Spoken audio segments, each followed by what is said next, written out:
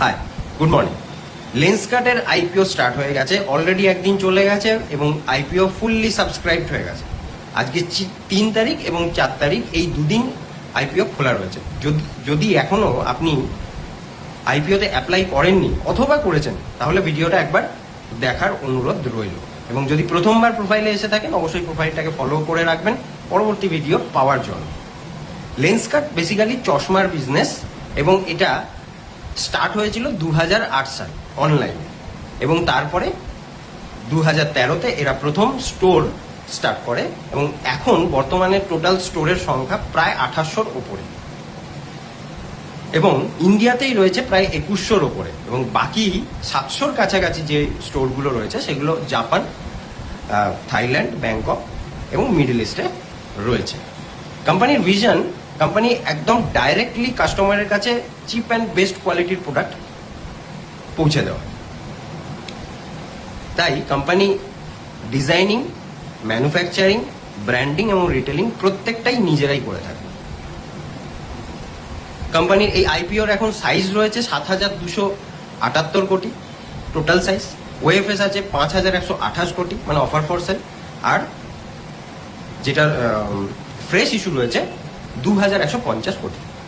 Price band কত রয়েছে? 382 থেকে 402 টাকা।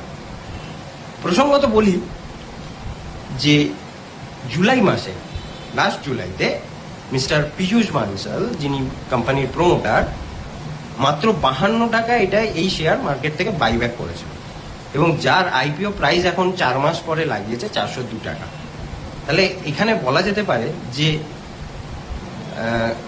এই 4 মাসের মধ্যে কি এমন ঘটে গেল যে একটা কোম্পানির শেয়ারের প্রাইস 52 থেকে 402 টাকা হয়ে গেল।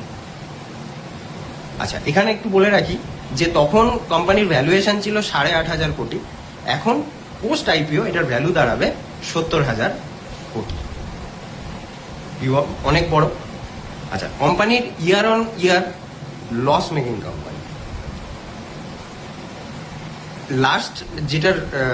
লাস্ট FY25-এ 276 কোটি টাকা প্রফিট কোম্পানি দেখিয়েছে। ব্যালেন্স শিট চেক করলে দেখা যাবে যে ওর অধিকাংশটাই এসছে আদার ইনকাম থেকে প্রফিটটা, যদিও কোম্পানির রেভিনিউ কিন্তু ইয়ার অন ইয়ার বেড়েছে। ভ্যালুয়েশন ওয়াইজ খুবই এক্সপেন্সিভ, যার যদি অন্যান্য ইন্টারন্যাশনাল ব্র্যান্ডের সাথেও তুলনা করি সেক্ষেত্রেও এক্সপেন্সিভ, যার এখন পি 200 টাইমসের ওপরে ট্রেড করছে। তাহলে আইপিও যদি অ্যাপ্লাই করতে চান তাহলে অবশ্যই করতে পারেন, কিন্তু প্রচণ্ড রিস্ক আছে। আমার তো মনে হয় যে এরকম একটা যে কোনো কোম্পানিরই ভালো কোম্পানি হলেও, এখানে ভালো ভালো ইনভেস্টার্স কোম্পানিতে রয়েছে, তারা নিশ্চয়ই কিছু ভেবে ইনভেস্ট করছে ঠিকই, কিন্তু আমাদের মতো রিটেল ইনভেস্টারদের কাছে এটা জানতে হবে যে প্রথমে যদি কোনো কোম্পানি ভ্যালুয়েশনটাই সব, যদি ভ্যালুয়েশন বেশি থাকে ভালো কোম্পানির ক্ষেত্রেও তার প্রাইস কিন্তু কারেক্ট হতে বাধ্য।